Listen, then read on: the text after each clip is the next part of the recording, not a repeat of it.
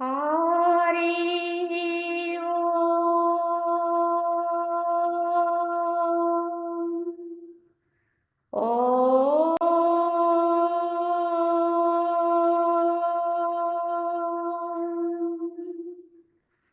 ओम।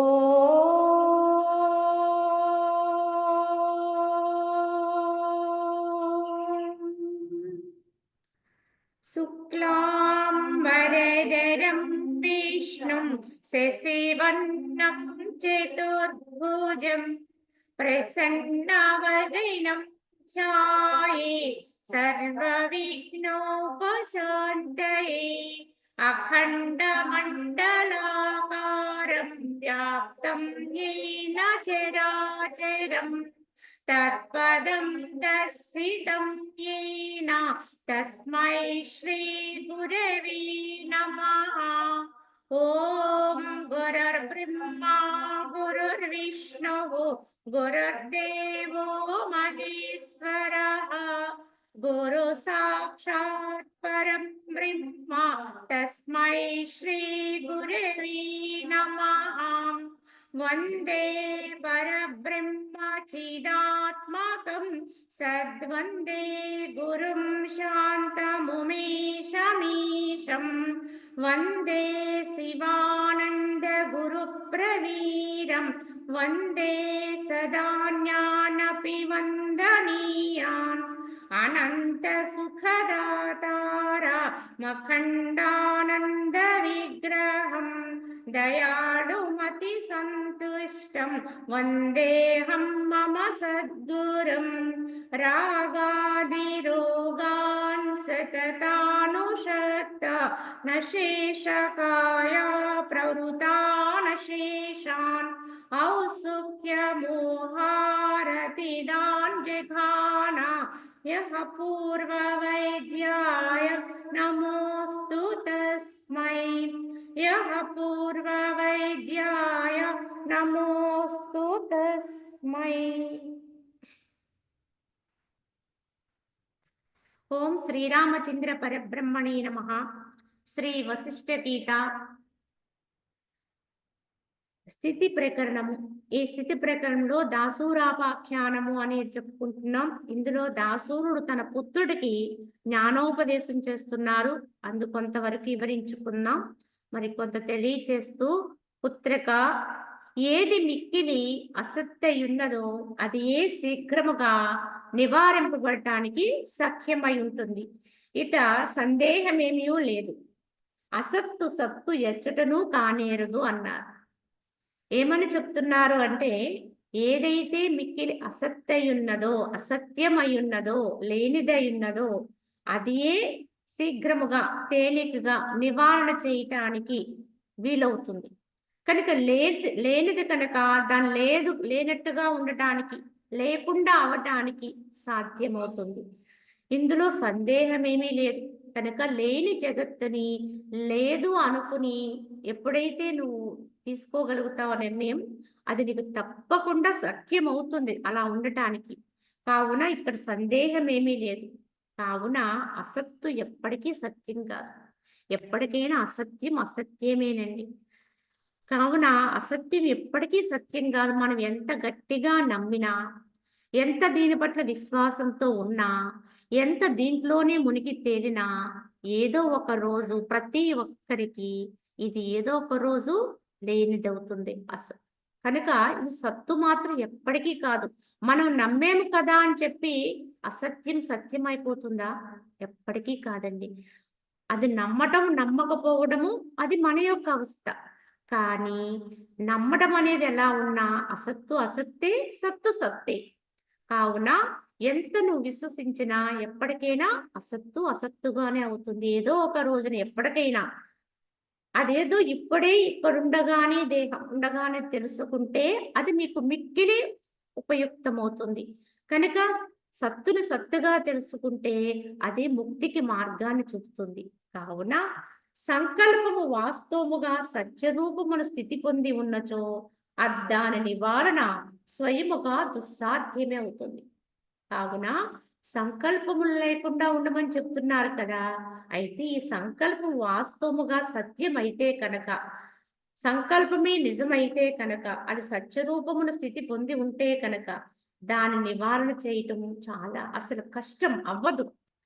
కనుక నిజంగా సంకల్పము సత్యమైనదైతే నివారణ చేయటం అనేది అస్సలు దుస్సాధ్యం. కానీ అయ్యది అస్ అసత్రూపమే అయ్యున్నది. కనుక సంకల్పం అనేది లేనిదయ్యే ఉన్నది. మిథ్యయే ఉన్నది. కావుననే దాని నివారణ కూడా సులభ సాధ్యమవుతుంది. కనుక సంకల్పం లేకుండా ఉండడం, సంకల్ప నివారణ చేయటం అనేది ఎందుకు సాధ్యమవుతుంది అంటే, సంకల్పము అది ఎప్పుడూ కూడా అసత్తేది. కనుక నువ్వు చేయకుండా ఉంటే, అది తప్పకుండా నివారణ అవుతుంది. కావున నువ్వు సంకల్పించినంత మాత్రాన ఏది ఆగదు. బయట ఎలా జరగాలో అది జరుగుతూనే ఉంటుంది. కానీ నువ్వెక్కడుండాలో అక్కడ ఉండగలుగుతాం. కావున ఇది తెలుసుకుని సంకల్పాల యొక్క ప్రభావం చేతే ఈ యొక్క మిథ్య అయిన జగత్తులో మన యొక్క నడవడిక, మన యొక్క పరుగులాట ఎంతైతే ఉందో ఇదంతా వేగవంతమైపోవడానికి కారణం ఏమిటండి అంటే ఈ సంకల్పాల ప్రభావమే. కావున ఎవరైతే దీన్ని పసిగట్టి ఈ సంకల్పరాహిత్య స్థితిలోకి వెళ్ళడానికి ప్రయత్నం చేస్తూ ఉంటారో, నిశ్చలమవుతూ ఉంటారో, వారికి ఈ జగత్క్రియలు అంత ఉపశమిస్తూ ఉంటాయి. వారికి చక్కగా సమయం దొరుకుతుంది ఆత్మచింతనకి. ఎందుకంటే సంకల్పాలు అధికమయ్యే కొలది సమయం కూడా మిగలదండి. నిరంతరము ఈ జగత్ వ్యవహారాల్లో కొట్టుమిట్టాడిపోతుమే తప్ప అసలైన సత్తుని కనీసం స్మరించడానికి కూడా, స్ఫురణ చేసుకోవడానికి కూడా సమయం మిగలదండి. కానీ ఎప్పుడైతే ఈ సంకల్ప త్యాగం అనేటువంటి స్థితిలోకి వెళ్తూ ఉంటామో, ప్రయత్నపరులమై ఉంటామో, అంతంత వారికి చక్కగా సమయం మిగులుతుంది. సాధనా క్రమంలో ఉండటానికి సరైనటువంటి విధానం ఏర్పడుతుంది. కావున ఓ సాధు, ఈ సంసార మాలిన్యము సహజమైనదే అయినచో అది బొగ్గు యొక్క నలుపుదనం వంటిదే అగును. దాన్ని శుభ్రపరచుట యందు ఏ దుర్బుద్ధి ప్రవర్తించును. కానీ అది అటు సహజమైనది కాదు. ఇది పైన అంటిందే కానీ, ఎందుకంటే బొగ్గు ఉందండి. ఈ బొగ్గుని మనం ఎంత అరగదీసినా నలుపు పోదండి. ఎందుకంటే బొగ్గుకు నలుపుదనం అనేది సహజం. కనుక ఈ బొగ్గును మనం ఎంత అరిగించినా ఇంకా నలుపు వస్తూనే ఉంటుంది తప్ప తెల్లబడదండి. అది దాని సహజ తత్వం కానీ. ఈ యొక్క సంసార మాలిన్యం కూడా సహజమైనది అయినచో అది బొగ్గులాగా, బొగ్గు వంటి నలుపుదనం వంటిదే అవుతుంది. అంటే ఎంత తోమినా, ఎంత నివారణ చేసినా ఈ నలుపుదనం అనేది ఎలా అయితే బొగ్గుకు పోదో, ఈ సంసార మాలిన్యం అనేది సహజమైనదైతే ఎంత తొలగించినా తొలగకుండానే ఉంటుంది. కానీ ఇది తొలగుతుందండి. ఎంతో మంది మహనీయులు ప్రయత్నపరులకి తమ యొక్క సాధనా ప్రయత్నంతోటి దీన్ని తొలగించుకుంటున్నారు. ఈ యొక్క ఏ యొక్క సంకల్పాలైతే దీని మీద ప్రభావం చూపిస్తున్నాయో, ఆ సంకల్పాన్ని ఎప్పుడైతే నివారణ చేసుకుంటున్నారో, ఈ సంసార మాలిన్యం అనేది క్రమంగా తొలగించబడుతుంది. ప్రక్షాళితం చేయబడుతుంది. ఎందువల్ల అంటే ఇది సహజ మాలిన్యం కాదండి. మరి ఎటువంటిది అంటే పైన అంటినటువంటి ఆవరణగా ఏర్పడిన మాలిన్యం ఇది. కావుననే ఆవరణగా ఏర్పడింది కనుకనే దీన్ని తోమితే ఇది తప్పకుండా ఇది శుభ్రపడుతుంది. దీన్ని ప్రక్షాళితం చేస్తే ఇది తప్పకుండా శుచి అవుతుంది. కావున అంతరములో ఉండేటువంటి ఆత్మతత్వం అనేది బహిర్గతమవుతుంది. బయట అంటిందంతే ఈ మాలిన్యం. కనుక ఈ సంసారం అనే మాలిన్యము తప్పకుండా ప్రయత్నంతోటి ప్రక్షాళితం చేసుకోవచ్చు, వదిలించుకోవచ్చు ఎవరికి వాళ్ళని అని దీన్ని బట్టి గమనించాలి. కానీ ఈ సంసార మాలిన్యం ఎటువంటిదండి అంటే బొగ్గు లాంటిది కాదు. తోమినా పోనటువంటి సహజమైన నలుపుతనం కాదిది. మరి ఎటువంటిదండి ఈ మాలిన్యం అంటే దానికి ఒక ఉదాహరణ చెప్పారిక్కడ. ఈనాడు కూడా అందరికీ అర్థమయ్యే ఉదాహరణనే చెప్పారు. అలనాడు కూడా. బొగ్గు ఇప్పుడు మనకి తెలిసిందే. అలాగే సంసార మాలిన్యానికి మరొక ఉదాహరణ చెబుతూ బియ్యము మీద పొట్టు వంటిది అన్నారు. బియ్యము పైన ఉండేటువంటి పొట్టు ఎలా అయితే ఉంటుందో అటువంటిదే తప్ప బొగ్గు లాంటిది కాదు. కావున బియ్యం మీద పొట్టును తొలగించేస్తున్నాం మనం. వడ్లు గింజ. ఆ వడ్లుగా ఉన్నప్పుడు దానిపైన పొట్టుంటుంది. కానీ దాన్ని తొలగిస్తే లోపలున్న బియ్యపు గింజ బయటపడుతుంది. పైన వచ్చినటువంటి పొట్టు తప్పకుండా నివారణ అయిపోతుంది. లోపల కూడా అదే పొట్టు లేదండి. లోపల దాని సహజమైనటువంటి లక్షణంతో ఉన్న బియ్యపు గింజ ఉంది. అలాగే ఈ సంసారం అనే మాలిన్యం కూడా సహజమైన ఆత్మకు పైన ఏర్పడినటువంటి పొట్టు లాంటిది ఈ సంసార మాలిన్యం. దీన్ని తప్పకుండా నివారణ చేసుకోవచ్చు, తొలగించుకోవచ్చు. ప్రయత్నము చేత దీన్ని నశింప చేసుకోవచ్చు. అది గమనించి గట్టి ప్రయత్నం చేస్తే ఈ సంసారం అనే మాలిన్యం నుంచి బయటపడొచ్చు. కావున పుత్రక, బియ్యము యొక్క పొట్టు, రాగి యొక్క చిలుము, అలాగే రాగికి పైన ఒక పొర ఏర్పడుతుంది చిలుము. దీన్ని కూడా ప్రక్షాళన చేసుకోవచ్చు. ఇది అందరికీ కూడా తెలిసిందే. బియ్యాన్ని మనము దంచడము ద్వారా, ఒడ్డున దంచడము ద్వారా పొట్టు తొలగిపోతుంది.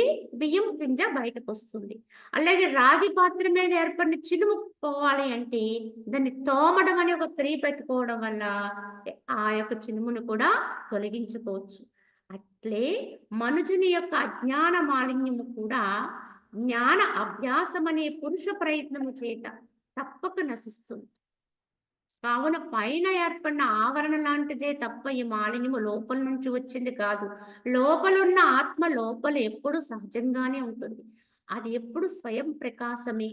కావున పైన ఏర్పడిన ఈ మాలిన్యాన్ని జ్ఞానం అనేటువంటి అభ్యాసం చేత, పురుష ప్రయత్నము చే తప్పక తొలగించుకోవచ్చు, నశిస్తుంది ఇది. ఇందు సందేహమేమీ లేదు అని వశిష్ఠుల వారు నొక్కి నొక్కి చెప్తున్నారు. కాబట్టి నీవు ప్రయత్నశీలుడు కమ్ము. ఇక్కడ చేయవలసిందల్లా ప్రయత్నం చెయ్యాలండి. ఎందుకంటే ఒడ్డులున్నాయి, దాన్ని దంచేటువంటి క్రియ లేదా మరపట్టించడం అనే క్రియ ఇప్పుడు చాలా సునాయాస క్రియ. ఇది చేస్తే లోపలున్న బియ్యం గింజ బయటకు వస్తుంది. కానీ ఆ ప్రయత్నమే చేయలేదనుకోండి, ఎప్పటికీ బియ్యం బయటపడదు. అలాగే రాగి పైన పట్టిన చిలుము తోమటం అనే క్రియ పెట్టాలి, లేకపోతే దాని చిలుము పోదండి. అలాగే ఈ ఆత్మకు ఆవరణగా ఉన్న చిలుము ఏమిటిది? ఈ అజ్ఞానమే, ఈ సంసార మాలిన్యమే. దీన్ని తప్పకుండా జ్ఞానాభ్యాసం చేత తొలగించుకోవాలి. అసద్రూపములకు వికల్పములతో కూడినటువంటి ఈ సంసారము ఉపాయము తెలియకపోవుట బట్టి నీచే ఇంతకాలము వరకు కూడా జయింపబడక ఉన్నది. ఇంతకాలము దీన్ని నమ్మి ఇదే సత్యమని ఇందులోని ఎందుకు ఉండిపోయాము అంటే అసత్రూపములైన వికల్పములతో కూడినటువంటిది సంసారం అంతా కూడా. కనుక దీని నుంచి బయటపడడానికి తగిన ఉపాయము తెలియకపోవడం చేత, దీన్ని ఎలా నివారణ చేసుకోవాలో తెలియకపోవడం చేత, అదేవిధంగా దీనికి ఈ విధమైనటువంటి తత్వం ఉంది, ఇది యథార్థం కాదు, దీన్ని తొలగించుకోవచ్చు అనే సత్యం తెలియకపోవడం చేత ఇంతకాలం వరకు కూడా ఈ సంసార మాలిన్యాన్ని మనము జయించలేకుండా ఉన్నది. కానీ స్వల్ప ప్రయత్నం చేత ఇప్పుడు యథార్థం తెలుసుకుని సత్యాన్ని గ్రహించిన వాడివై చిన్న ప్రయత్నం మొదలు పెట్టగలిగితే ఇది శీఘ్రముగా తొలుగుతుంది. కనుక ప్రయత్నం అనేది మొదలు పెట్టాలి. అసలు ప్రయత్నమే చేయకపోతే ఎప్పటికీ ఫలించదు. కనుక చాలా స్వల్ప ప్రయత్నము చేతనే, కేవలము ఏ యొక్క భావన చెయ్యక ఉండుట చేతనే, ఏమీ ఆలోచన చేయకుండా ఉండుట చేతనే ఇది ప్రయత్నంతో మనకు మనంగా తెచ్చుకోవాలి. కావున నేను ఏ ఆలోచన చేయను, ఏ ప్రయత్నం, ఏ యొక్క సంకల్పము లేనటువంటి సంకల్పము చేయను. జరుగుతూ ఉంటుంది. దాంతోపాటు క్రియాకలాపాలు జరుగుతూ ఉంటాయి. కనుక వర్తమానానికి అనుగుణమైన క్రియను ఆచరించుకుంటూ వెళ్ళిపోతూ ఉంటాయి. తప్పకుండా అతి శీఘ్రముగా ఈ సంసార మాలిన్యము లయించిపోతుంది. మరి లయించిపోయి అక్కడ ఏమొస్తుందండి అంటే అది ఒక గొప్పదైనటువంటి గాఢమైనటువంటి శాంతి నెలకొంటుందండి. ఎందుకంటే ఇది తొలగిపోతుంది కదా, తొలగిపోతే ఇంకేముంటుంది అని ప్రశ్న రావచ్చు. కానీ అసలు అదంటూ తొలగితే, అదంటూ మనం ఎప్పుడైతే ప్రయత్నం చేసి ఆ సంకల్పాలు పెట్టుకోనటువంటి స్థితిలోకి మనం వెళుతూ ఉంటామో వెంటనే అక్కడ ప్రశాంతత, గాఢమైన ప్రశాంతత, ఎప్పుడు నువ్వు దీన్ని తొలగిస్తే అప్పుడే ఏర్పడుతుందండి. ఎప్పుడో కాదు. ఇప్పుడు చేస్తే ఇప్పుడే. అతి శీఘ్రంగా. ఇప్పుడే మనం పరీక్షించుకోవచ్చు ఇది. అసలు జరుగుతుందా? ఉంటుందా? ఇటువంటిదని. ఎవరికి వాళ్ళే పరీక్షించుకోవచ్చు. కావున శీఘ్రముగా ఈ సంసారమాన్ని లయిస్తుంది. మహాశాంతి అనేది నెలకొంటుంది. ఏలయనగా అసద్వస్తువు చిరకాలము వరకు ఎచ్చట స్థితి పొంది ఉన్నది. కావున లేనిది ఎప్పటికైనా నశించి తీరాలి. దానికి ఎంత కాలము దాన్ని సత్యంగా మీరు గమనించి దాన్నే పట్టుకుని ఉన్నా ఎప్పుడో ఒకప్పుడు ఏదో ఒక జన్మలోనో ఈ జన్మాంతరములోనో తప్పకుండా అది లయత్వం లేకుండా అయిపోతుంది. కావున దీపపు ప్రకాశము చేయ అంధకారము ఎలా అయితే రహితమైపోతుందో దీపాన్ని వెలిగించగానే అప్పటి వరకున్న చీకటి తొలగిపోతుంది. అలాగే రోగరహితమగు నేత్రము చే చూచుడు చేత రెండు చంద్రులను గూర్చిన భ్రాంతి కూడా సత్యత్వమును చెందినట్టు. ఎందుకంటే ఎప్పుడైనా మనకి ఈ కంటికి సరైనటువంటి దృష్టి లేకపోతే అప్పుడు మనకి చందమామలు కూడా చంద్రులు కూడా రెండుగా అనిపించవచ్చు. భ్రాంతి అది. కానీ ఆ రోగము లేకుండా చేసుకోగలిగితే ఆ రెండు చంద్రుల భ్రమ కూడా తొలగిపోతుంది. అదే విధముగా ఈ సంసారం యొక్క వ్యవస్థను కూడా బాగుగా విచారణ చేయడం చేత ఈ యొక్క సంసారం అంటే ఈ ప్రపంచము అసత్యత్వం అంటే ఇది లేదు అని నిర్ధారణ అవుతుంది. ఇప్పుడు మనము ఎలా అయితే ఆ రోగగ్రస్తమైనటువంటి కంటి సంబంధమైన వ్యాధులతో ఉంటే ఉన్న చంద్రుడు రెండుగా కనిపిస్తాడో అదే విధంగా ప్రతి ఒక్కరికి కూడా లేని జగత్తు సత్యంగా తోస్తుంది అంటే ఇప్పుడు మనం కూడా రోగగ్రస్తులమై ఉన్నామండి. అది ఏమి రోగం అంటే భవరోగం. కావున ఈ భవరోగంతో ఉన్నాము కనుకనే ఈ లేని జగత్తుని సత్యంగా భావిస్తున్నాం, యథార్థంగా చూస్తున్నాం. ఇంతకు మించింది ఇంకొకటి లేదన్నట్టుగా ఉంటున్నాం. కానీ ఎప్పుడైతే ఈ వ్యవస్థను మనం సరిదిద్దుకుంటామో ఈ రోగాన్ని నివారణ చేసుకుంటామో ఏదో ఒక రకమైన ఉపాయంతో ఈ రోగం లేకుండా అంటే విచారణా బలాన్ని పెంపొందించుకుంటాం. కనుక ఏది సత్యము ఏది అసత్యము అనే దాని గురించిన తత్వ విచారణతో ఉంటాం అనుకోండి, క్రమంగా మనకి ఈ రోగం కూడా తగ్గుతుంది. భవరోగం శమిస్తుంది. ఎప్పుడైతే భవరోగం శమిస్తుందో అప్పుడు ఈ జగత్తు యొక్క లేనితనం ఏమిటనేది సుస్పష్టమవుతుంది. ఇది యథార్థం కాదు. ఈ దృష్టితో చూస్తే ఇలా ఉంటుంది, ఈ దృష్టితో చూస్తే ఇలా ఉంటుంది. చూచేవాడి భావనను బట్టి జగత్తు మారిపోతూ ఉంటుంది. చూచేవారి యొక్క స్థితిని బట్టి జగత్తుకి ఉనికి ఉంటుంది. కనుక ఎవరు ఏ స్థితిలో ఉండి దీనిలో ఉంటారో వారికి ఆ విధంగా ఇది గోచరిస్తూ ఉంటుంది. దీని పట్ల సక్తత అనేది ఏర్పడుతూ ఉంటుంది. కావున ఇలా మార్పులకి చేర్పులకి ఒక్కొక్కరికి ఒక్కోలా అనిపిస్తుంది అంటే ఇది యథార్థం కాదు. సత్యమైతే ఎల్లప్పుడూ ఎల్లవేళలా అందరికీ ఒక్కలానే అనిపించాలి. అది సత్యం అండి. అది యథార్థం అండి. కనుక సనాతనం మార్పు లేనిది. కనుక ఎందరు ఏమనుకున్నా ఏదైతే మారదో అది సత్యం అండి. అదే పరబ్రహ్మతత్వం నాశనము లేనిది. కానీ ఒక్కొక్కరికి ఒక్కొక్క దృష్టితో ఒక్కొక్క భావనతో కొందరికి లేనిదైపోయే జగత్తు కొందరికి ఉంటుంది. ఇలా ఉండే జగత్తు సత్యం కాదు అని గమనించాలి. పుత్ర, ఈ సంసారం అనేది నీది కాదు. నీవి సంసారమునకు చెందినవాడవు కావు. యథార్థముగా పుత్ర, ఈ సంసారం అనేది నీది కాదు. నువ్వైన ఆత్మకి సంసారము లేదు.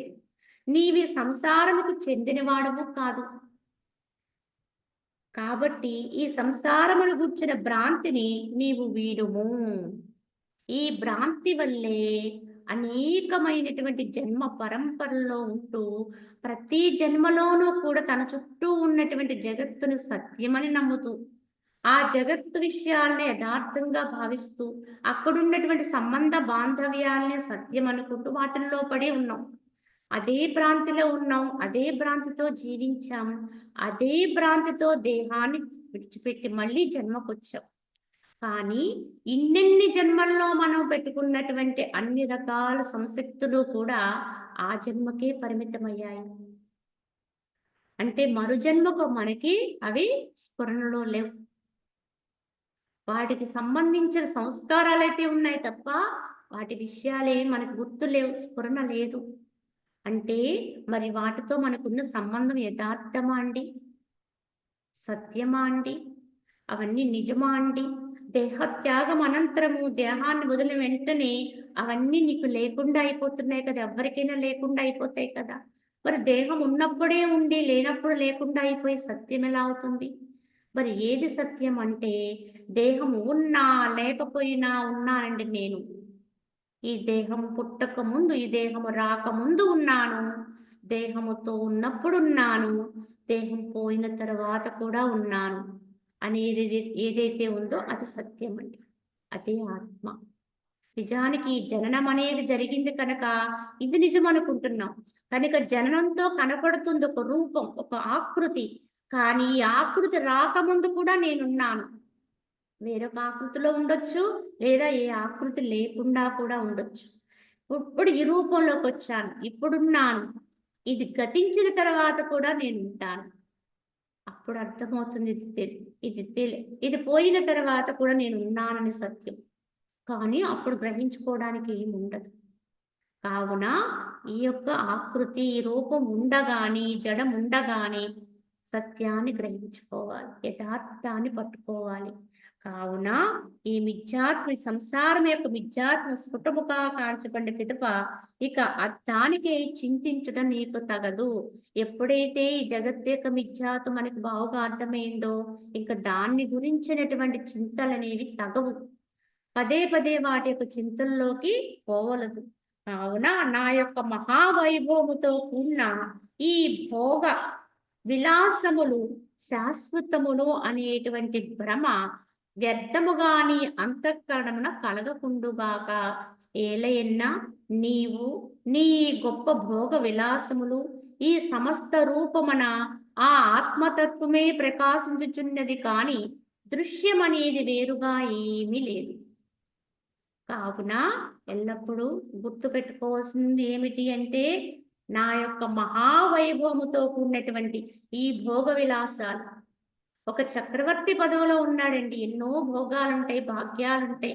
ఎన్నో రకాలైనటువంటి సౌఖ్యవంతమైన, విలాసవంతమైనటువంటి వస్తు సముదాయం ఉంటుంది. వీటన్నిటిలో పడి ఇవన్నీ నావి అనుకుంటావేమో. యథార్థానికి మహావైభవంతో కూడిన భోగ విలాసములేవి కూడా శాశ్వతములు కావు. ఇవన్నీ శాశ్వతములు అనేటువంటి భ్రమ వ్యర్థముగా నీ అంతఃకరణములోనికి రానీయకు. అవన్నీ శాశ్వతం అనుకుంటున్నావేమో, యథార్థం అనుకుంటున్నావేమో.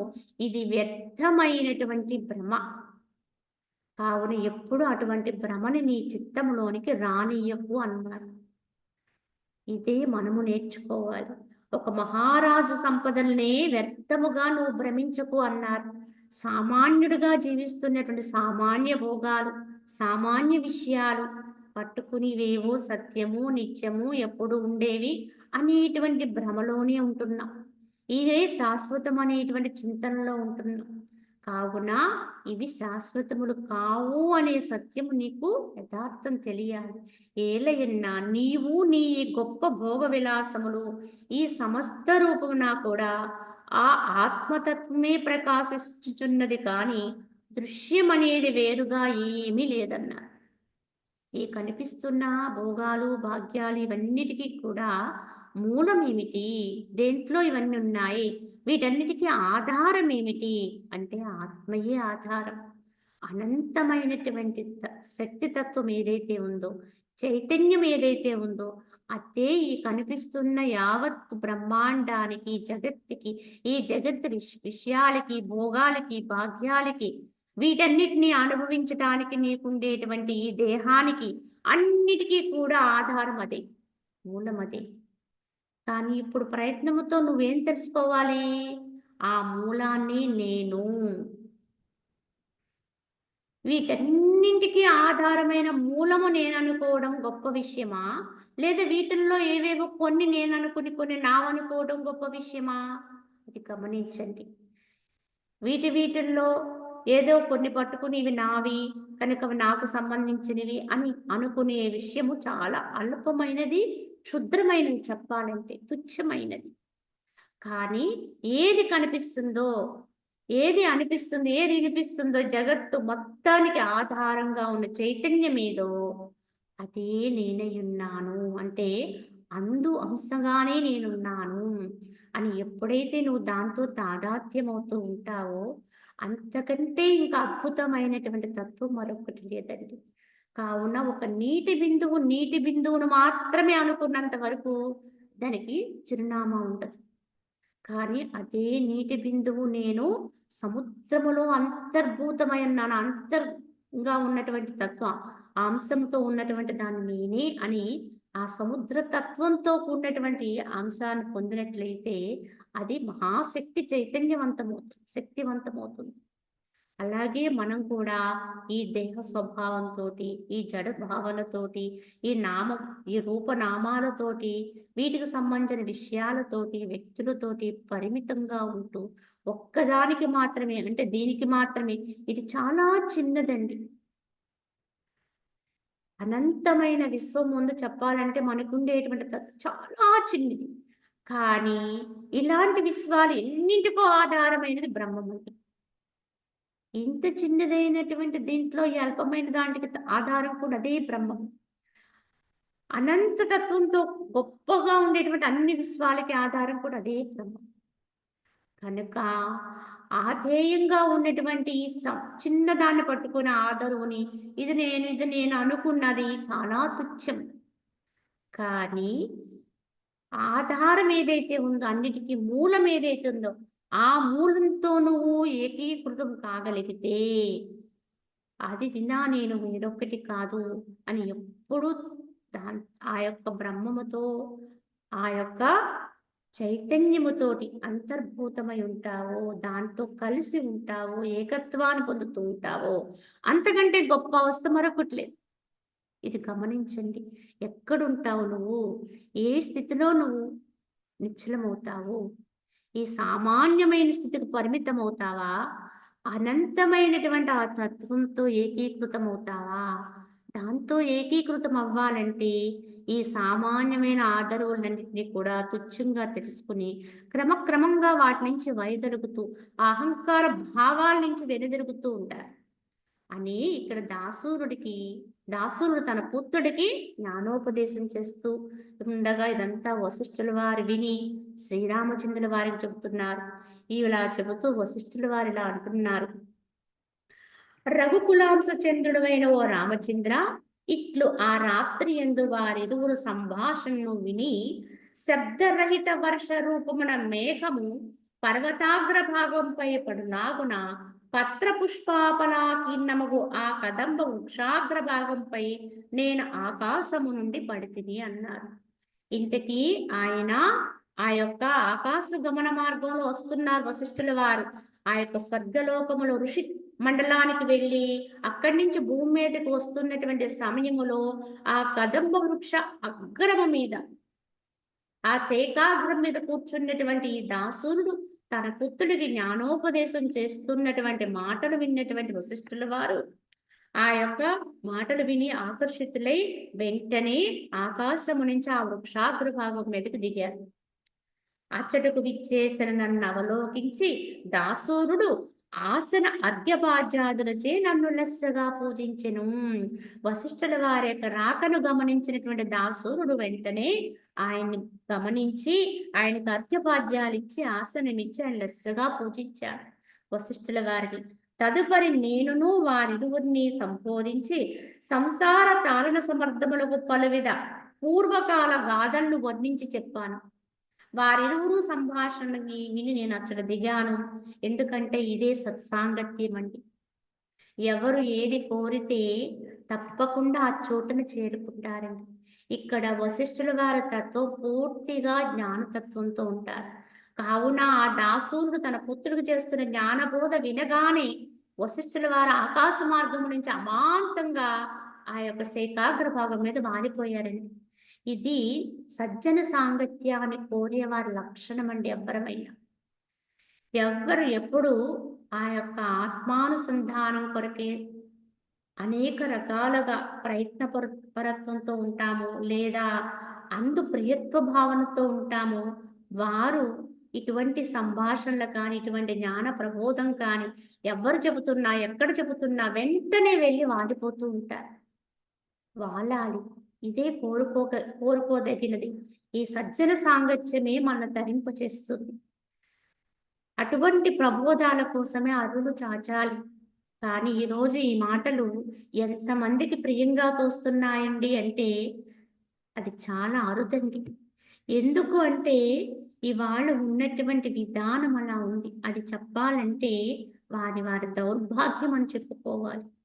యథార్థాన్ని గమనించకుండా ఈ యొక్క మాయలో పడి మాయలోనే నెడుతూ మాయలోనే ఉంటూ ఈ మాయా క్రియాకలాపాల్లోనే నిరంతరము పరుగులు పెడుతూ ఉంటూ క్షణము కూడా ఆగకుండా కనీసం మనకు సంబంధించి అసలైన నేను ఏదైతే ఉందో అటువంటి ఆత్మని గురించి ఎక్కడైనా ఒక్క మాట చెప్తున్నారా అని అవలోకించేవారు ఈరోజు కరువండి చెప్పాలంటే. ఇటువంటి మాటలకు చాలా ఆచరణ కూడా ఉండదు. కానీ ఉన్నా లేకపోయినా ఎప్పటికైనా సత్యము సత్యమేనండి.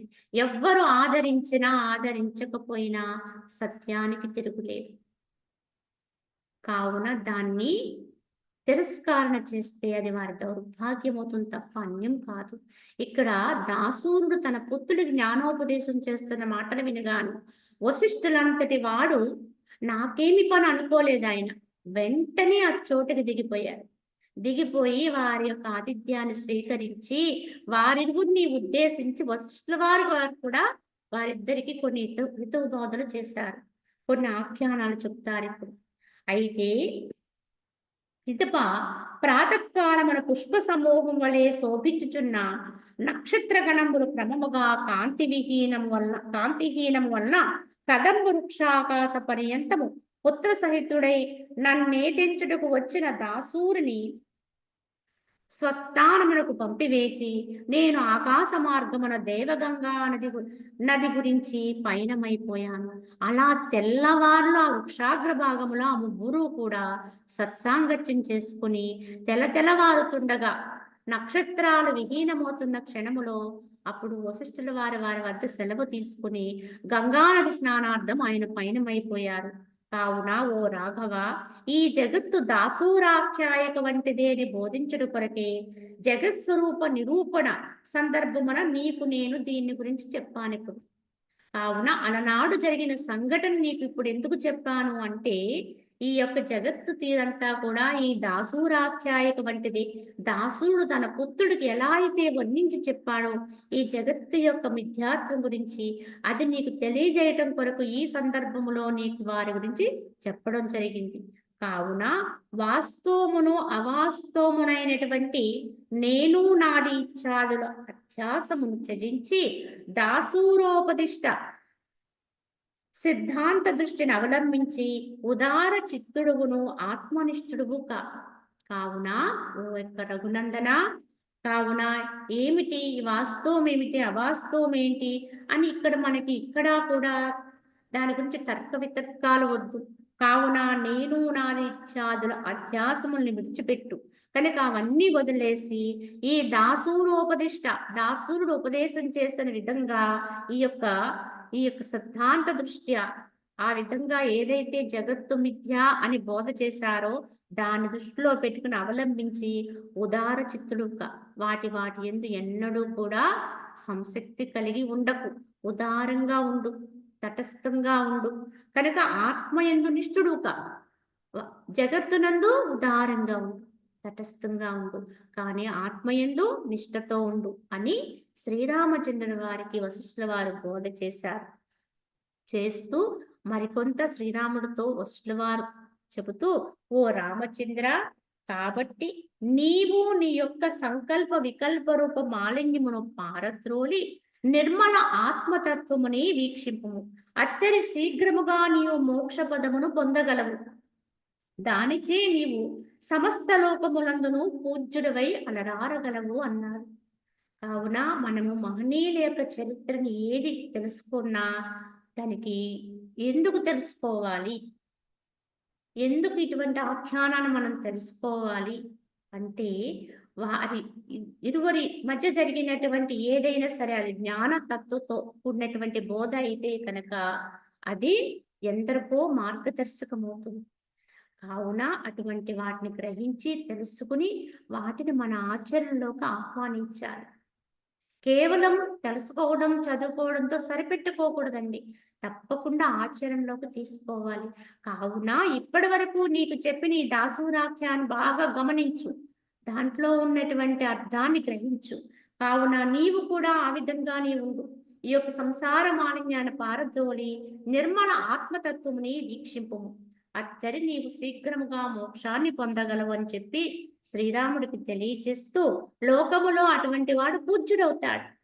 ఎవడైతే ఆత్మనిష్టత్వాన్ని పొందుతాడో వాడే వందనీయుడండి, పూజనీయుడవుతాడు అని చెబుతూ, ఈ దృశ్య జగత్తు లేదు అని నిశ్చయించి దాని యందంతటను నేను నాది ఇత్యాది తాదాత్య ధ్యానరూపమగు ఆసక్తిని విడనాడము. ఏది లేదో దాని ఇందట వివేకులకు ఆసక్తి ఎందుకు? కావున ఈ విధంగా ఈ దృశ్య జగత్తంతటిని కూడా మిథ్యాత్వతత్వంతో కాంచి అందు నేను నాది అనే భావాన్ని పక్కకు నెట్టు. కనుక ఈ మిథ్యని మిథ్యగా చూడడంలో కష్టమేమీ ఉండదు అని చెబుతూ, దేహాది ఈ దృశ్య జగత్తు సత్యముగా తోచుచున్నదే కాని సత్యము కాదు. కావున నీవు నిరపేక్షుడవై అసంగమును ఉదాసీనమును చిద్రూపమైన స్వాత్మయందు స్థితుడుగా ఉండు. అధ్యాసముచే ఆత్మ కంటే వేరగు దేహాదులందు నీవు ఆత్మతత్వము ఎలా ఆరోపించుకునుచున్నావు అని శ్రీరాముణ్ణి ప్రశ్నిస్తున్నాడు వశిష్ఠుల వారేమని. ఈ దేహముతో సహితంగా ఈ దృశ్య జగత్ యావత్తు కూడా ఉన్నట్టుగా యథార్థంగా సత్యంగా అనిపిస్తుందే కానీ ఇది సత్యం కాదు. కావున నీవు నిరపేక్షుడివై ఉండు. దేని ఎందు అపేక్ష పెట్టుకోకు. సత్యము కాని దాని పట్ల దేని ఎందు అపేక్ష పెట్టుకున్నా వ్యర్థం. కనుక దేని పట్ల అపేక్ష పెట్టుకోకుండా నిరపేక్షుడవై అసంగముగా ఉదాసీనమును చిద్రూపమైన స్వాత్మ ఎందు స్థితుడుగా. కనుక దీన్ని నిరపేక్షత్వంతో ఉంటూ దీన్ని వదిలేస్తూ విడిచిపెడుతూ ఏదైతే దేన్ని అంటకుండా ఉంటుందో ఉదాసీనమైన చిద్రూపాత్మ ఏదైతే ఉందో అటువంటి స్వాత్మ యందు స్థిరత్వాన్ని పెంచుకో. అధ్యాసముచే ఆత్మ కంటే వేరగు దేహాదులందు నీవు ఎందుకు ఆత్మను ఆరోపణ చేసుకుంటున్నావు? కనుకనే లేనటువంటి జగత్తుని, లేనటువంటి ఈ యొక్క మిథ్యాతత్వంతో భ్రమాతత్వంతో ఉండేటువంటి జగత్తుని సత్యమైన ఆత్మగా ఎందుకు తలుస్తున్నావు? కనుక సత్యమైన ఆత్మ ఆత్మే, అది అదే, ఇది ఇదే. కనుక ఎప్పుడూ దాన్ని తీసుకొచ్చి దీంతో కలపకు. కావున ఇదే ఆత్మ అనుకోవద్దు. దీంట్లో ఆత్మను చూడు కానీ దీంట్లో భగవంతుని చూడు, కానీ ఇది భగవంతుడు కాదు. అంటే ఏంటి? భగవంతుని యందు ఇదంతా మిథ్యగా ఉంది. భగవంతుని యందే ఇది పుడుతుంది, ఉంటుంది, లయిస్తుంది. కానీ ఇదంతా భగవంతుడిలోనే ఉంది కానీ ఇది భగవంతుడు కాదు అని ఒక విధానంలో గ్రహించాలి. దీన్నే భగవంతుడు అనుకుని దీన్నే పట్టుకుని ఉండడం కాదు. దీనంతటికీ ఆధారమైన సత్యాన్ని పట్టుకోవాలి. సత్యమైన భగవంతుని పట్టుకోవాలి. సత్యమైన ఆత్మని పట్టుకోవాలి. దానికి మనం ఏ పేరు పెట్టుకున్నా అది ఆత్మనండి, చిదాత్మనండి, భగవంతుడనండి, పరబ్రహ్మమనండి, బ్రహ్మమనండి, ఏదైనా చైతన్యమనండి, అది మాత్రం అదే. దాని ఎందే అభాస. ఇదంతా ప్రస్ఫుటంగా ఉన్నట్టుగా అనిపిస్తుంది అంతే. కానీ యథార్థమైనటువంటి సత్యాన్ని సత్యంగా గ్రహించగలిగితే ఇదంతా దాంట్లోదే, దాంట్లోనే పుడుతుంది, దాంట్లోనే ఉంటుంది, దాంట్లోనే లయిస్తుంది. కనుక ఆధారమైన సత్యాన్ని పట్టుకో.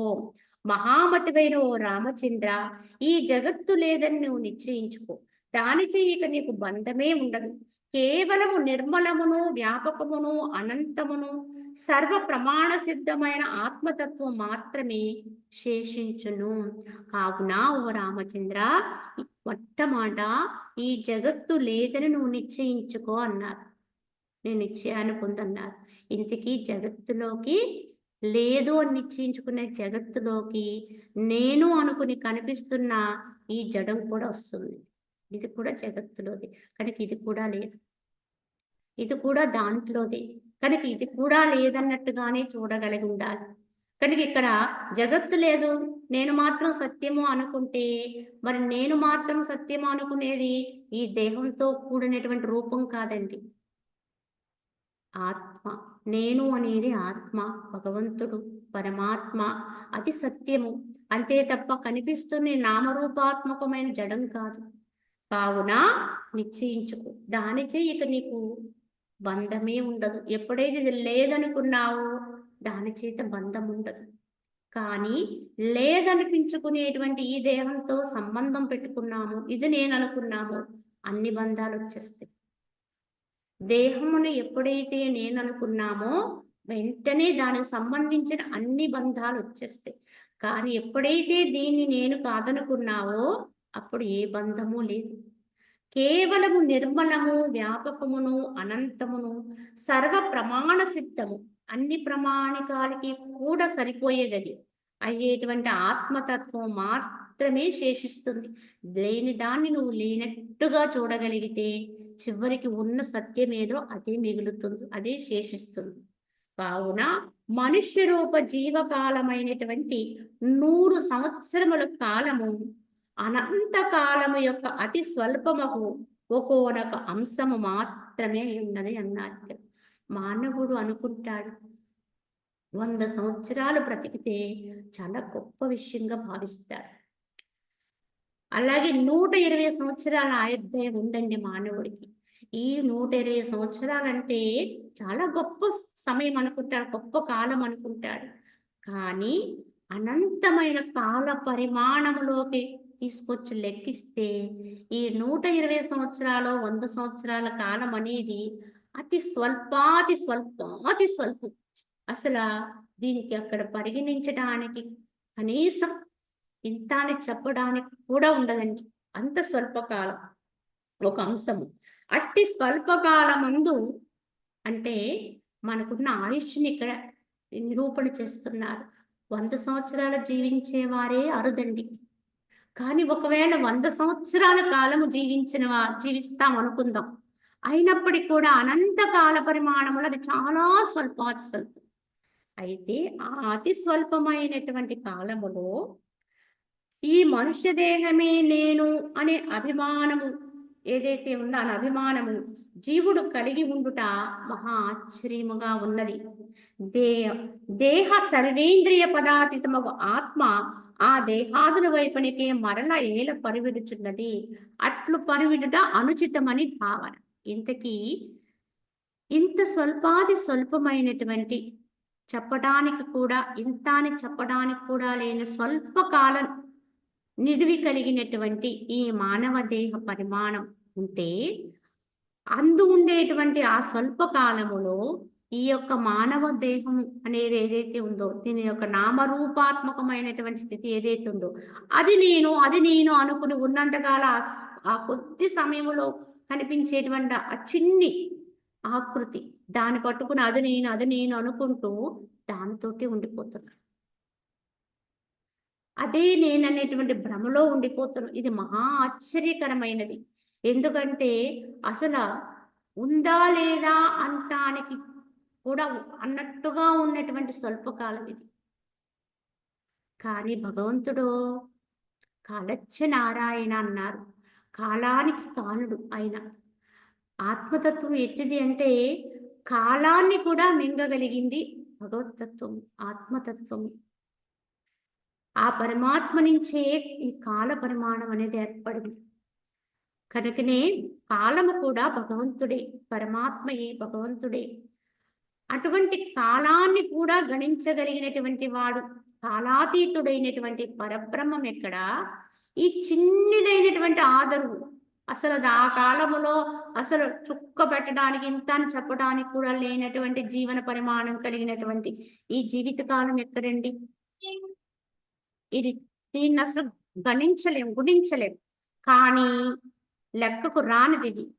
కానీ నువ్వెవరివి యథార్థం తెలుసుకుంటే ఇంతకాలానికి అనంత కాలానికి అధీసుడు ఈశ్వరుడు ఎవడై ఉన్నాడో ఆ యొక్క తత్వం ఏదైతే ఉందో అటువంటి పరబ్రహ్మతత్వమే నీ అంశం. అక్కడి నుంచి వచ్చిన వాడు ఆ స్థితిలో ఉండాలి.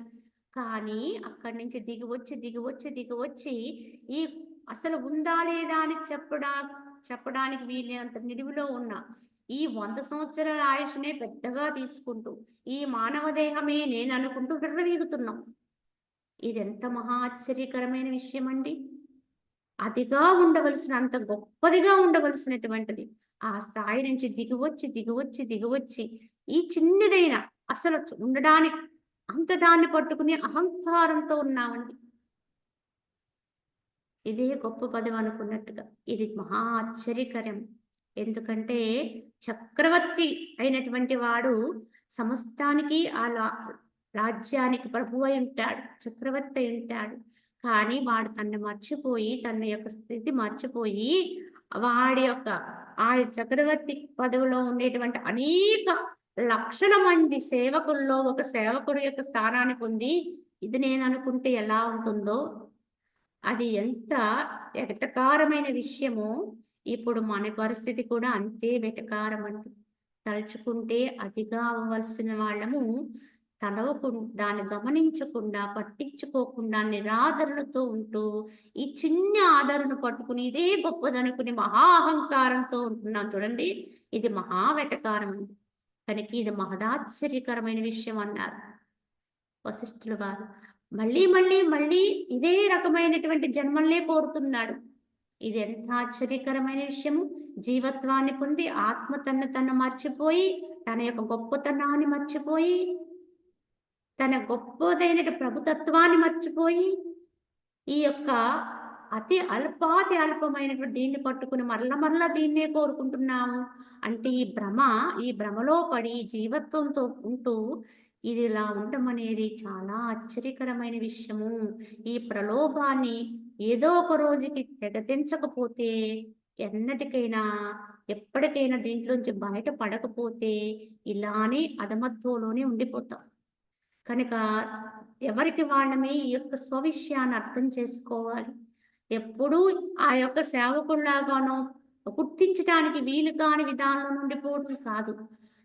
నేనైనా నా స్వయం ఆత్మ ఏదైతే ఉందో దాన్ని అందుకుంటే వచ్చే మహత్తర తత్వం ఎంత గొప్పదో అది గమనించాలండి. కనుక సేవకుడుగా ఉండిపోవటం కదండి, చక్రవర్తిలా ఉండాలి, ప్రభువుగా ఎదగాలి అనేది తెలుసుకోవాలి. తలుచుకుంటే అదే నేను, ఆ బ్రహ్మమే నేను అనేది గమనించాలి. కావున అకస్మాత్తుగా ఏదించిన ఒకోనొక మనుజుడు మిత్రత్వానికి యోగ్యుడు కానట్లుగా భ్రమచేత జనించిన ఈ జగత్తు కూడా మిత్రత్వానికి అంటే ఆసక్తి కలిగి ఉండుటకు తగినది కాదు అన్నారు. అంటే అప్పటికప్పుడు పరిచయమైన వ్యక్తి ఉన్నాడు అనుకోండి, ఇప్పుడే పరిచయం అయిందండి, మరి వారితో స్నేహం చేస్తావా? చెయ్యం. ఆ పరిచయం పెరిగితే తప్ప, కొంతకాలం జరిగితే తప్ప వారిని మనం స్నేహితుడిగా గుర్తించం.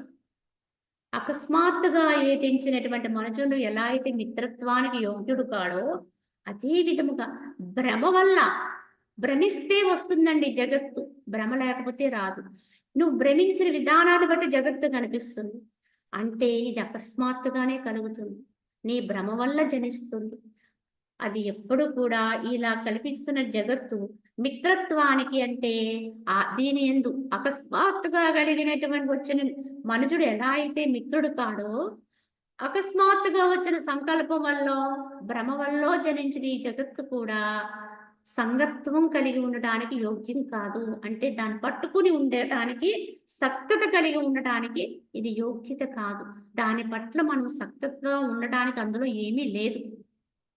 కనుక దాని పట్లే ఏదో ఉంది అనేది భ్రమండి. దాంట్లో పడి మునిగటం అనేది ఒక భ్రాంతి. కనుక ఎప్పుడైతే మనము మన యొక్క ఈ సంకల్పం మాత్రంగానే వస్తుంది, ఇది సంకల్పం లేకపోతే ఇది లేదు అని గమనించామో, దాని పట్ల నమ్మకం పోతుంది, సంశక్తి పోతుంది.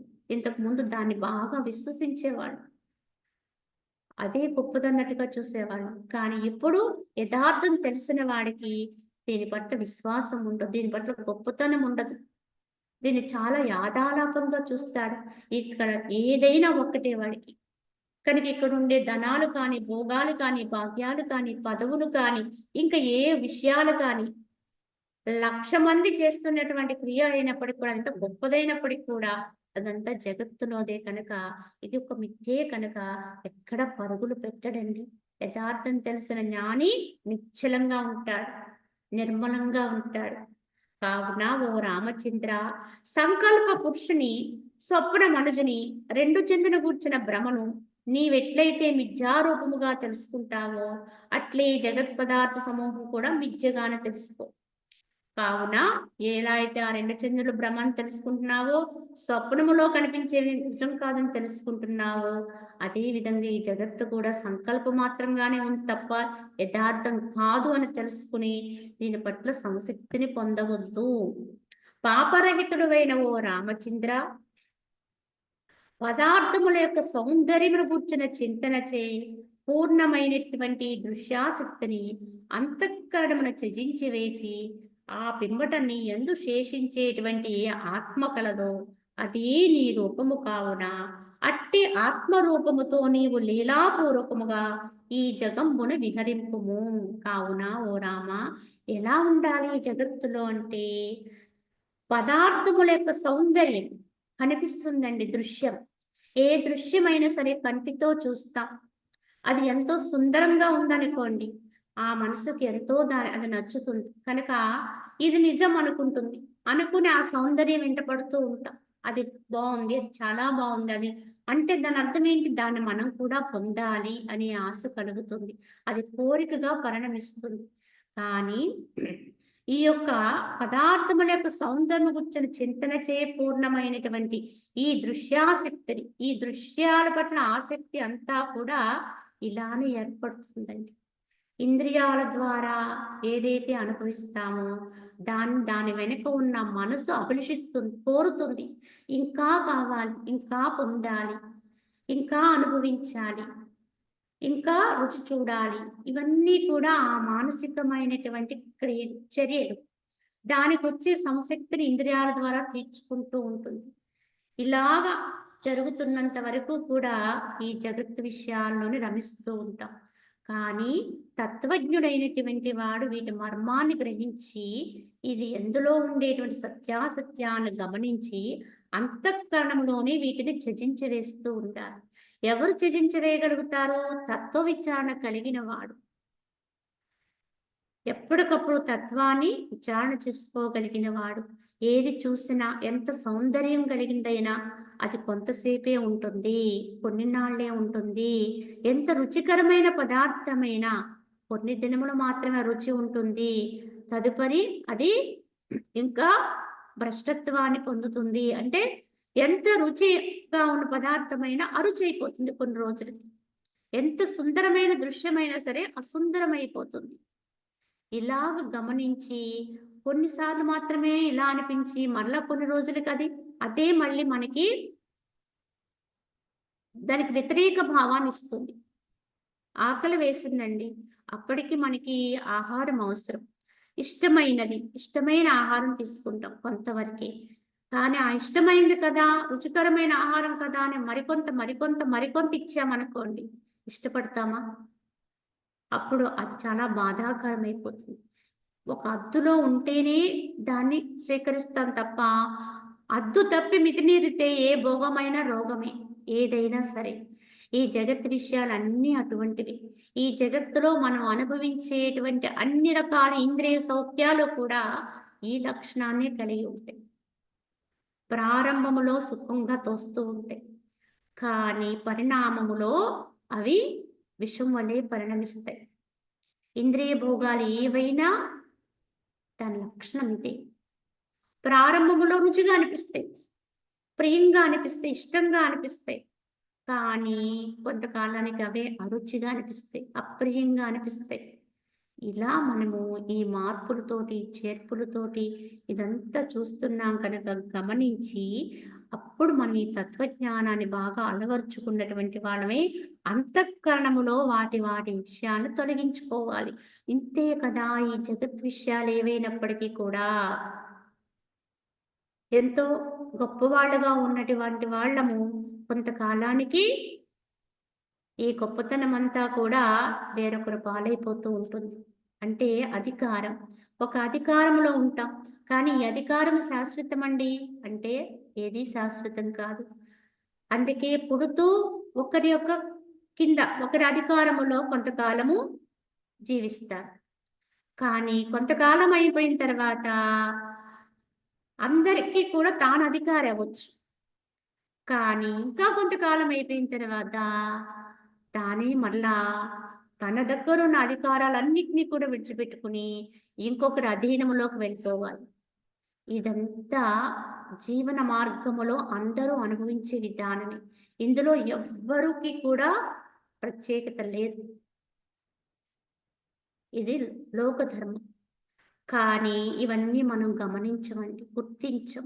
ఇది ఇంతే కదా, ప్రకృతి సిద్ధంగా ఈ ధర్మం ఇలానే ఉంటుంది కదా అనేది గుర్తించం, గమనించం. ఎప్పుడు ఏదొస్తే అది పట్టుకుని దాంతో అహంకరిస్తూ ఉంటాం. కనుక వచ్చిన అధికారం విడవలసి వచ్చినప్పుడు బాధ కలుగుతుంది, దుఃఖం వచ్చేస్తుంటుంది. కానీ ఉన్నప్పుడు అధికారంలో ఉన్నప్పుడు ఇది ఉండేది కాదు, ఇది ఎప్పుడైనా పోయేది. రేపొద్దున్న ఇంకొకరి పాలు అని ఇప్పుడే గమనించామనుకోండి, ఆ అధికారం నీకు ఎట్టి అహంకారాన్ని ఇవ్వదు. అది పోయినాడు కూడా ఏ రకమైన దుఃఖము రాదు, ఎలా పోయేది అని ముందే మనకు తెలుసు. ఇలా మన ప్రతి విషయాన్ని కూలంకషంగా అంతఃకరణములో విచారణ చేసుకోవాలి, ఎవరికి వాళ్ళని. ఇంకొకరు ఎవరో మనకి చెప్పారండి, మనమే అర్థం చేసుకోవాలి. ప్రతి ఒక్క సౌందర్యమైన ఏదైనా సరే, ఎంతో సుందర దృశ్యం ఇప్పుడు ఎంతో అది చూడడానికి అందంగా ఉంది, కానీ ఎంతవరకండి అది అది ఆ రమణీయత్వం ఎంతసేపు ఉంటుంది? కొంతసేపే, కొన్ని నాడులే. నిన్న పూసిన పువ్వు రేపటికి అది దాని సౌందర్యం కోల్పోతుంది. నిన్నటి వరకు పరిమితం, అది ఒక రోజు మాత్రమే ఉంటుంది. కానీ అప్పుడు అందంగా ఉంది కదా అని చెప్పి ఇది నాకే చెందాలి నాకే చెందాలని పట్టుదలకు పోయామనుకోండి, పంతాలు పెరుగుతాయి. కానీ రేపటికి ఏమవుతుంది ఈ పువ్వు అనేది ఇప్పుడే గమనించామనుకోండి, రేపటికి ఎలాగో అది రేఖలు రాల్చేస్తుంది.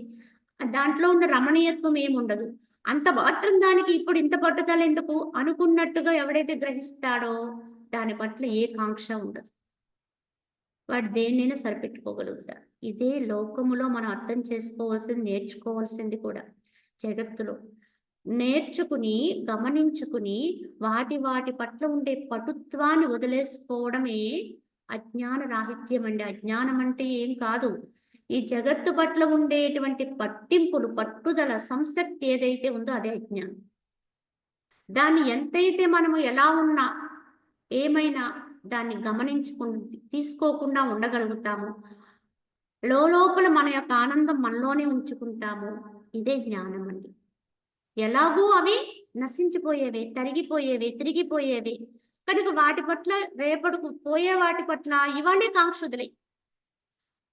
రేపు పోయే అధికారం పట్ల ఇప్పుడు నీ దగ్గర అధికారం ఉండగానే దాని పట్ల రాగం లేదనుకోండి, రేపొద్దున్న అది పోయినప్పుడు కూడా ఏ దుఃఖం ఉండదు, ఇప్పుడు ఉన్నప్పుడు కూడా ఏ అహము రాదు.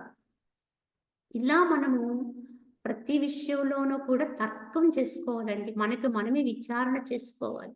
చేసుకుని జగత్ విషయముల పట్ల చాలా నిరాడంబరత్వంతో ఉండగలిగే స్థాయిలోకి వెళ్ళాలి. ఇదే వైరాగ్యం.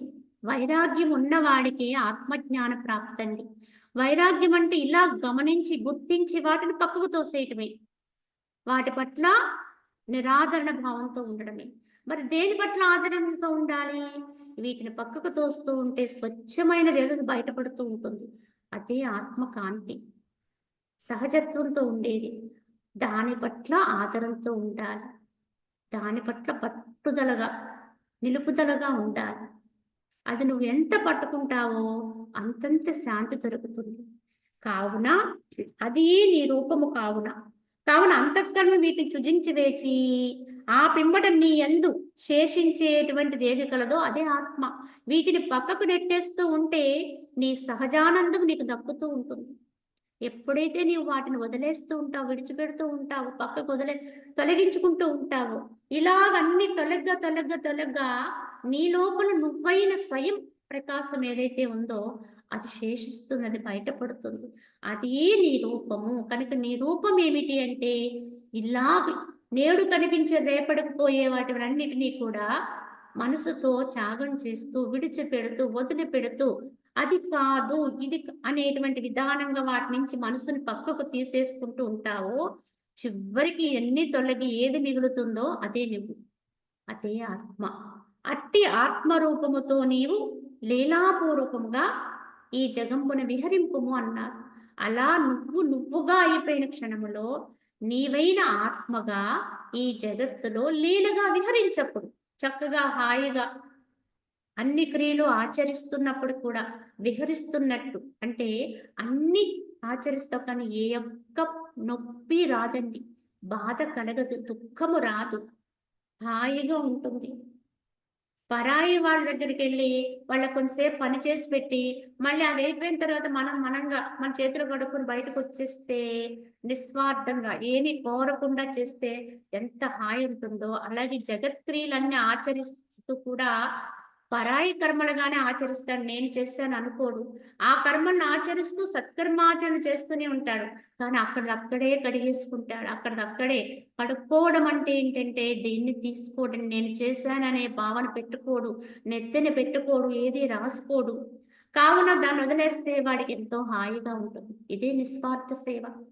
తాను ఆత్మగా ఉంటూ తానైన ఆత్మగా ఉంటూ జగత్తులో చేయవలసిన సత్కర్మాచరణ చేస్తూ ఉన్నవాడెవడో వాడే నిజమైన నిష్కామ కర్మాచరణాపరుడు. చెప్పాలంటే నిష్కామ కర్మ చెయ్యి అంటే మనం అనుకుంటాం, మనకి యథార్థం తెలియక బయట ఏవో కాస్త ఇతరులకు సేవ చేసి క్రియ చేసి మంచి కర్మలు చేసి మన దగ్గరున్న ధనాన్ని దాన ధర్మాలు చేసి లోపల మాత్రం నేను ఇంత చేశాను, నేను వారికి ఇంత ఇచ్చాను, నా వల్ల ఇంత జరిగింది అని మాత్రం అనుకుంటూ ఉంటాం.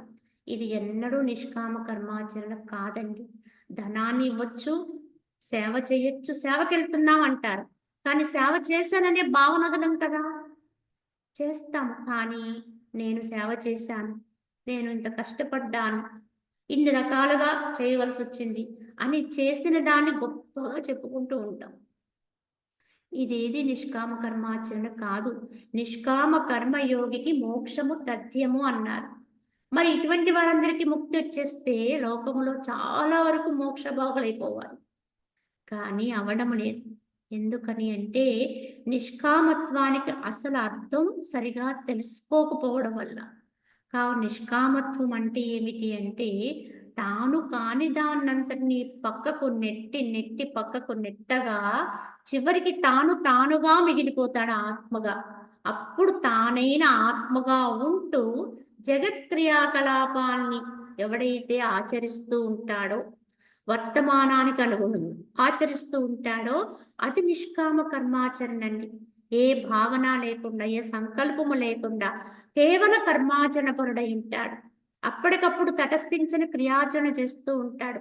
దాని వెనకాల గాని ముందు గాని ఆలోచన అంటే ఏమిటి, ఆలోచన ఉండదంటే దానివల్ల ఏమొస్తుందనేటువంటి భావన కానీ ఇతరత్ర విధానం కానీ ఉండదండి. ఇది నిష్కామ కర్మాచరణ. ఇలా చేయగలిగిన వాడికి ముక్తి తథ్యము అన్నారు.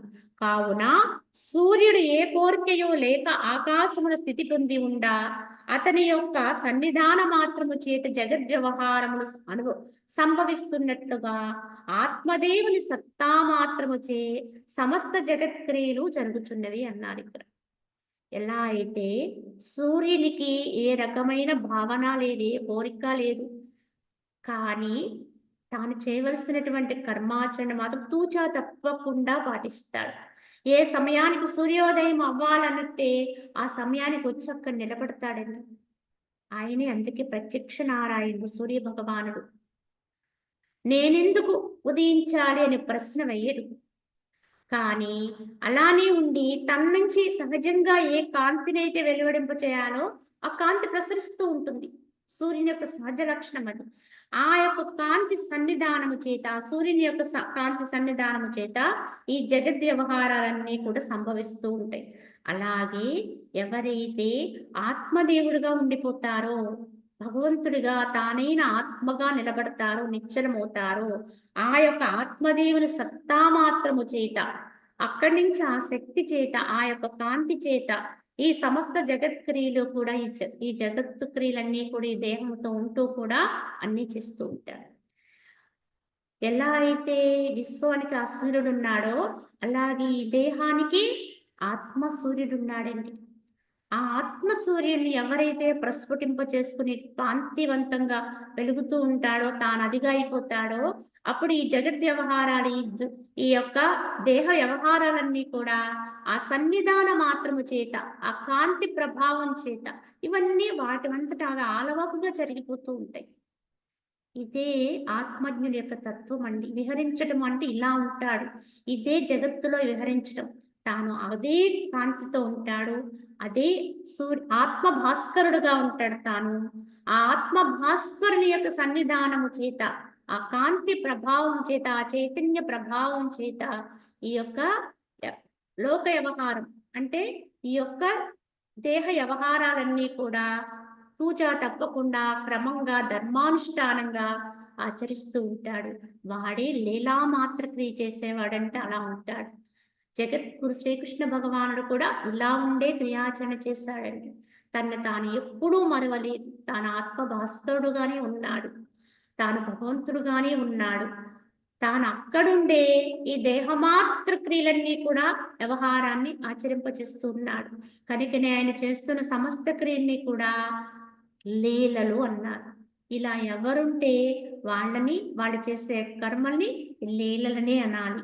కావున ఈ విధంగా మనం గ్రహించుకుని ఎలా ఉండాలి, మనం ఎలా నడుచుకోవాలి ఇత్యాదివన్నీ కూడా జ్ఞానపూర్వక యుక్తంగా ఈ జగత్ వ్యవహారాలు చేయటం అనేది అలవర్చుకోగలిగితేనే ముక్తికి మార్గమని వశిష్ఠుల వారి యొక్క బోధండి. దీంట్లో మరికొంత భాగాన్ని రేపటి భాగంలో తెలియచేసుకుందాం. హరి ఓం తత్సత్. ఓం అసతో